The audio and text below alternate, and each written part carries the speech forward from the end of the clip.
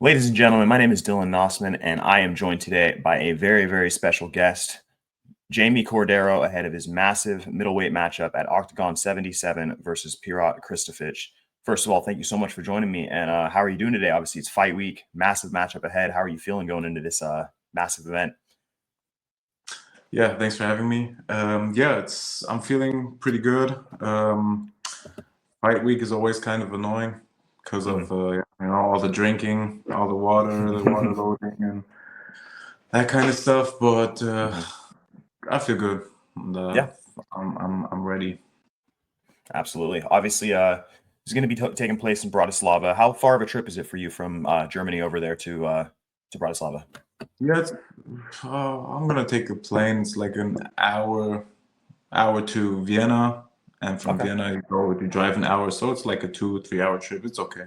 Not Okay. too big of a deal, but yeah, it's my second time there now, so That's awesome. At least it's not, again, too much of a across the world trip. You're still pretty local. yeah, I had some way worse trips where you have Yeah. to drive to Poland, and from Poland you have to drive 3 hours, and then from there, and then it's crazy. But this is all right. That's good. That's good. So obviously I'd like to dive right in. Obviously we have, I would say, the biggest matchup of your career coming up. You're facing Samuel Kristofic at OKTAGON 77. Obviously huge Czech-Slovak star, it's got a lot of hype outside the cage as well as performance inside. How long have you wanted this matchup for? Is this kind of something that just popped up for you, or is this a matchup you've sought for? And how are you feeling going into this, just matchup wise? Yeah, so actually since my last fight in Prague, we were always like thinking about who could we challenge next, who could be a good opponent for me, to also like to kind of climb up the ladder. And my coach Till, he was like, yeah, maybe after your fight you should challenge Pirat or Pirate or whatever. Yeah. And you should maybe challenge him. And I was like, oh, okay, yeah, not bad of an idea, but I wasn't sure yet because of the game changer thing, and I didn't know what was coming. So we were thinking about challenging him anyway next, because I know he's a big name, and I know, yeah, it will be a good fight. And then not much later, yeah, they gave me the offer to fight him, and I was like, okay, that fits. Yeah. Let's go. Yeah, will be a great fight, and the place for it also. It's good for him because it's his area, but yeah, I like that. So yeah, coming in as the out of towner, I like it. So I know you mentioned the game changer stuff there, and I know there was a little bit of how I say, just some disagreements between you and OKTAGON regarding the game changer and being a reserve fighter and all those things. Talk to me a little bit about how that went down from your perspective and kind of where you're at now. Obviously, just still at the promotion, still fighting, getting big matchups. But yeah, I wasn't happy with the situation because, yeah, I was actually pretty much promised, to be honest, to get into the game changer when I beat Ion Tabujano. That was my last fight before the game changer. So they told me if I beat him, I will be in game changer and not in the reserve fights. Yeah, and whatever happened, I landed in reserve fights for whatever reason, and to this day I don't understand it. But yeah, since I couldn't do that much at that point, I was like, yeah, whatever. I'll just fight whoever they give me, and that's what I did. And since the last thing after that was that that was I think in Prague when Kerem Engisek dropped out because he couldn't fight because he had an injury or was sick or whatever. yeah, I was in reserve and they didn't put me in, and I was kind of mad because of that, because that's what reserve is for situations like that. 100%. So they moved that match to like a few weeks later, and so I didn't get my chance to step in at the Game Changer. So I was kind of mad because of that. But yeah, whatever. I just, since I can't do that much at that point, I was like, yeah, whatever. I just take the next fight, and I don't really think about the game changer tournament too much. I think about it as my next fight. Think about it as like a normal fight for me. That's kind of proves where I am at the ranking. So yeah, I don't depend on the game changer. I just see it as a normal fight, not as a game changer fight. For sure. You're just ready for what's next. But yeah. Well, I want to talk to you just about your history with OKTAGON, obviously, in the cage. I think pretty much all fans would agree you're one of the most, if not the most exciting fighter. Anytime your name's on the card, we know it's going to be action. There might be a submission. There might be a knockout. It's going to be a brawl. But I first want to ask you, what has been your personal favorite fight of yours for OKTAGON? And then after you answer that, I'll ask a second question. Oh yeah, that's a hard question, because like many fights a lot of fights were pretty different. Like I always got like great memories from that one fight where I came from vacation and I knocked him out with a head kick. Yeah, it was like a great memory because it was the whole situation, how it fit together was great. But since it was like a short fight, it wasn't like a fight that I would say, okay, I had fun, I enjoyed it. 22 seconds, right? Yeah, on that head kick. Yeah, I mean, you're in and you're out like that. You hardly even know what happened. You know? So yeah, that was pretty cool. I wasn't really fit, so it fitted perfectly. So hey, it works out. Yeah. So, so that's a great memory. But the most fun actually probably was like my last fight in Prague, because it was like full stadium. It was crazy. Like the atmosphere was crazy. My father came from Puerto Rico, so it's amazing. Yeah, he was there, which was also pretty cool. Yeah, so that was like fun wise, probably the most fun fight for me. Yeah, so, but the other ones, I also like my last fight in Bratislava was against Marek Mazuch, which I lost, where I broke my hand. I liked the fight. I think it was a cool fight. It was fun, but unfortunately, of course, I didn't get the win at that point. But still, I had fun. It was still a cool fight for me. So yeah, I mean, in terms of action and both guys' performances, that's one of my favorite OKTAGON fights personally, just because there was so much back and forth there. It actually leads well into my second question. The two losses you have in your record, obviously the one against Mazuch, you suffered a broken hand. Obviously that limits your performance heavily, ended in the third round. And then the second loss was due to DQ. So, I mean, obviously no excuses, things happen, but realistically you hardly even have two losses on your record. Talk to me about just that, experiencing those couple things and how you are mentally. Do you feel like you've truly been defeated in the cage, or is it kind of just some things have happened that, affect your record? Yeah, you're absolutely right. So the fight where I broke my hand, it's definitely a loss. I mean, even though stuff like that happens, and you have to count with it. You have to. If you lose, you lose. It doesn't matter why. Yeah. On the other fight with Jakubanik, it was a DQ. Yeah, it's not really a loss, because if with the new rule set, it will be a win actually now, because since the new rule set is actually would allow it. But yeah, it's kind of annoying, but just like you said, for me, it's not like a real loss. It's just like on everyone, like a lot of people say that to me. They say exactly the same thing. They're like, you got one loss as a DQ and the other one where you broke your hand. So yeah, I haven't been, I would say in my career, I haven't been like really like dominated in each fight. So that's like, that's a good mindset for me to know that. So, and even I feel like the fights that you have had, moments where you've been down, you've managed to come back and, put together an amazing, incredible comeback or a submission, or, pull it from the depths. Yeah, exactly.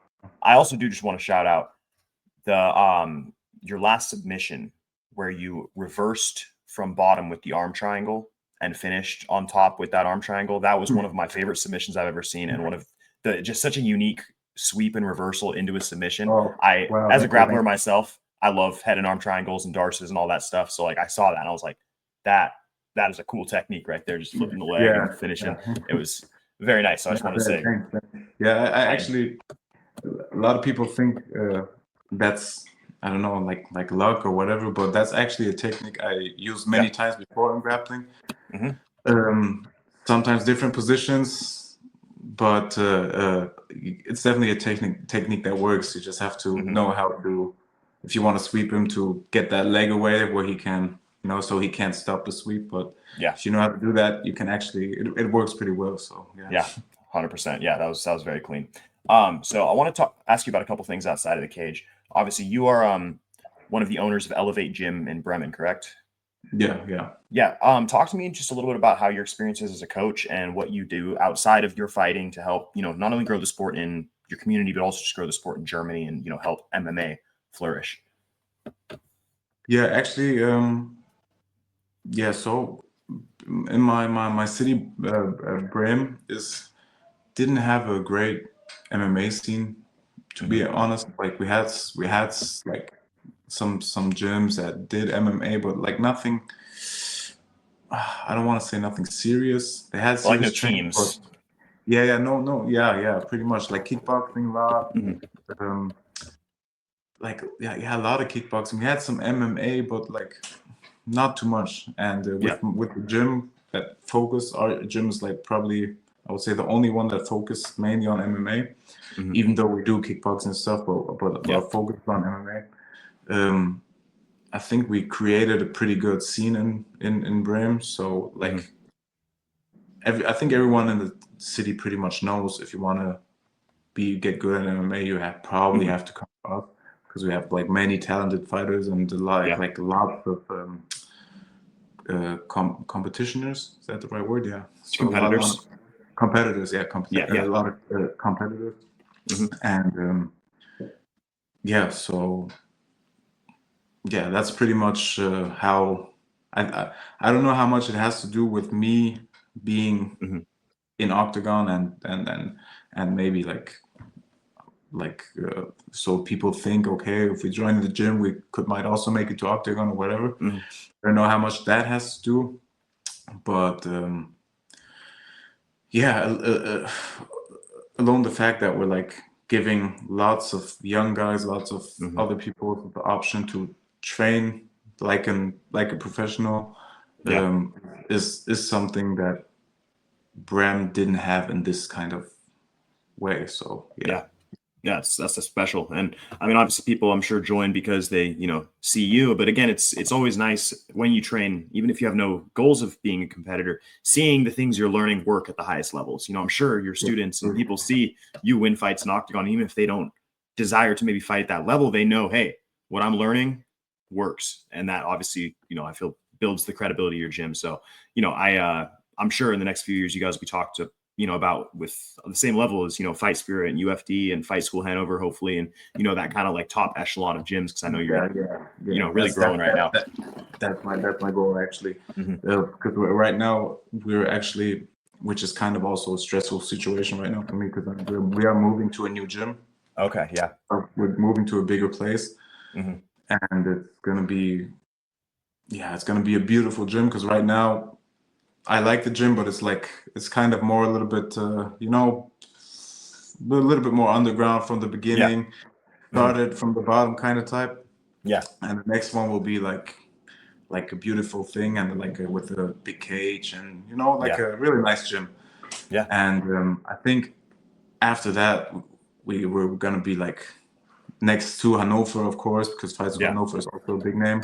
Like pretty much the one of the best gyms in the north, or even the best gym with Fight School Hanover, of course. But so that's gonna be, if everything works out, we're gonna move to next year, so in January, and then it's gonna be a whole new level of training of everything. So it's gonna be really, really cool. That's really exciting. It's gonna be awesome to see. one more thing outside the cage. I want to congratulate you. I know you recently celebrated the birth of your son. Seems like a lot of stuff happening for you right now. You know, you got a fight coming up. You've got the move with the gym. You've obviously got a new baby in your life. Talk to me just about how, you know, becoming a father has, affected your mentality and just how special it has been to obviously, you know, welcome a son into the world. Oh yeah. So yeah, it's crazy. It's since it's already my second child. It's already been through the whole process of everything. Just a bit easier this time, yeah. That's pretty much it. Yeah. But yeah, you know, just still feels crazy to me to be like a dad of 2 kids, like being like a family dad, even though I feel like the same guy I was like 10 years ago or something that couldn't really imagine having a family, but still has one now and is doing pretty good, I guess. And yes, it's a great feeling. The best thing is that I know that I'm now also that I'm not only fighting for myself. Now I'm fighting for my family, because everything I do, no matter in which kind of way, helps my family, helps the gym, and the gym, when the gym grows, the everything grows, and that means I can take care of my family, and yeah, that's the best part of it, because everything I do, I know I'm not only doing it for me, I'm also doing it for my family. And this is great motivation, actually. That's very special. Well, last but not least, I want to touch back at, again, this fight this weekend. Talk to me just a little about how you feel like this matchup's going to go, where you feel like your strengths are against Pirat, and, just how you see yourself getting it done on Saturday. Yeah, that's always a tough question, because you always don't want to give away. Of course. Don't give away the game plan or anything. Yeah. But